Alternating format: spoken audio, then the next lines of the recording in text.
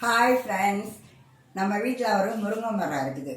சும்மா சொல்லக்கூடாது, அதை கொடுத்தவங்கள ரொம்ப ரொம்ப நான் வாழ்த்துகிறேன். என்ன காரணம்னா, வச்சு ஒரு 3 மாசமா 4 மாசம்தான் இருக்கும், நல்லா செழுமையாக வளருது, நல்ல மனசோட கொடுத்துருக்காங்க அப்படின்னு அவங்களுக்கு ரொம்ப ரொம்ப நான் தேங்க்ஸ் சொல்லிட்டு, பார்க்குறதுக்குள்ளே பார்த்தீங்கன்னா காய் காய்ச்சிச்சு. ஒவ்வொன்றும் இவ்வளோ நீளம், கிட்டத்தட்ட 3 அடியாவது இருக்கும் போல. அந்த அளவுக்கு பார்த்தீங்கன்னா பயங்கர நீளமாக முளைக்க ஆரம்பிச்சிச்சு. அப்புறம் சில காயில 2.5 அடி, அதாவது மேக்சிமம் 2.5 அடியாவது இருக்கும். அந்த அளவுக்கு எல்லா காயுமே காய்ச்சிச்சு. கிட்டத்தட்ட எவ்வளோ காய்ச்சிச்சுன்னு நினைக்கிறீங்க? 45-50 காய் வரைக்கும் காய்ச்சிருக்கோம். நான் ஒவ்வொரு ட்ரிப்பும் 10 காய் அதில் இருந்து பறித்து எனக்கு 2 எடுத்துக்குவேன். அதே மாதிரி எல்லாருக்கும் 2 கொடுத்துருவேன் ஃப்ரெண்ட்ஸுக்கெல்லாம்.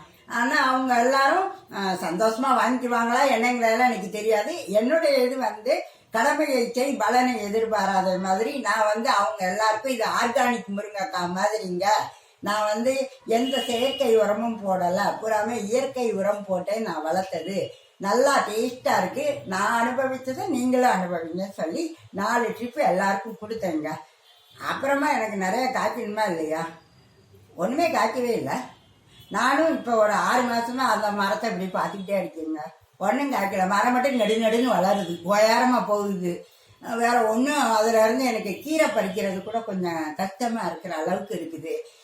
ஏங்க, நான் நல்ல மனசோட எல்லாருக்கும் கொடுத்தேன்ல, வாங்கினவங்க எல்லாரும் என்னை வாழ்த்தி இருக்கணும். ஆனால் அவங்க என்ன பண்ணாங்கன்னு தெரியல. இனிமையாவது அவங்க என்னை கண்டிப்பாக வாழ்த்தணும். அவங்க வாழ்த்துறதுல என்னுடைய முருங்கை மரம் நிறையா காய்க்கணும் அப்படிங்கிறது என்னுடைய மனமார்ந்த ஆசையாக இருக்கிறது. கடவுள் அதை நிறைவேற்றுவாருன்னு நான் நம்புறேங்க.